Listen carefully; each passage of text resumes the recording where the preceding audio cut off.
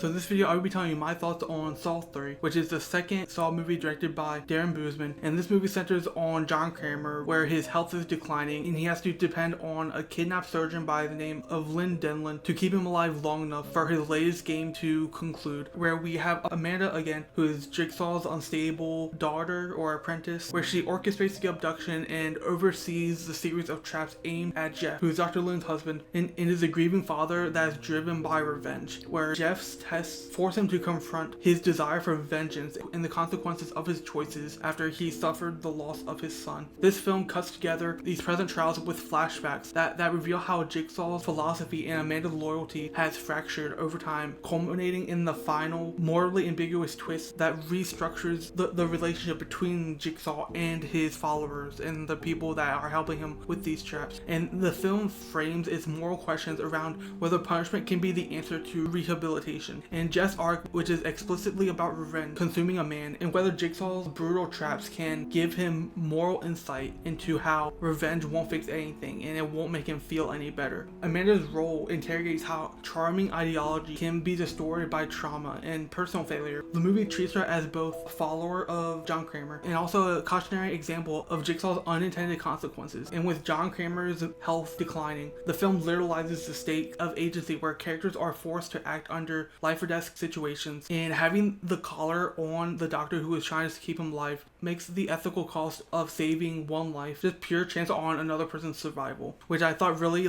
built the tension that we got in this movie, where it felt suffocating and gave that claustrophobic feeling. And again, Tobin Bell as John Kramer really deepens Jigsaw's gravitas by balancing a calm presence with the vulnerability of a dying man, and his performance really grounds the film's moral center and just gives weight to his philosophical monologues that he has. Then we have Shawnee Smith as Amanda, who delivers the film's most volatile work, where Amanda's instability and devotion are played with this intensity, making her both sympathetic at times and also terrifying as she switches between a protector and the executioner if something goes wrong. And I feel like she is that one highlight in this movie where I feel like she really shined in this franchise. Or this is anybody's movie, it's really Amanda's movie in the Saw franchise, and I feel like she deserves her flowers for this movie alone out of all of them. Then we also have Angus McFadden as Jeff and Bahar Sumek as Dr. Lynn Denlin, where McFadden portrays Jeff's grief-driven rage convincingly, while Sumek's Dr. Lynn provides this emotional counterpoint where she's compassionate, professional, and trapped, making the film's ethical dilemma feel personal rather than just schematic.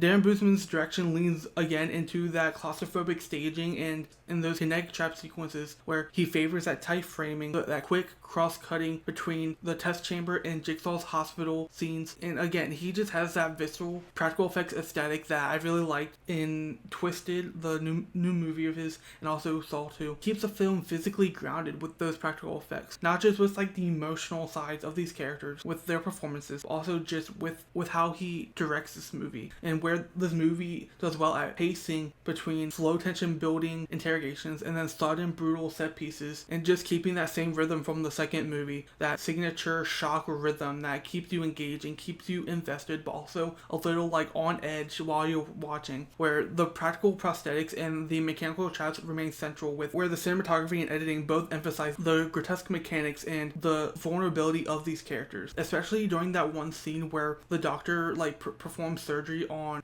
John Kramer. That was just crazy to watch and see. I don't know if that's only on the unrated version, because that's the version that I watch, but that was just gnarly and crazy to watch. If I had to rate Saw 3, I give it a B+, a 7 out of 10, just like the second one. Yeah, I really did enjoy this movie. Let me know what you thought about Saw 3 down below. Let me know if you liked it, if you didn't like it. I'd really like to hear your thoughts, and don't forget to like and follow.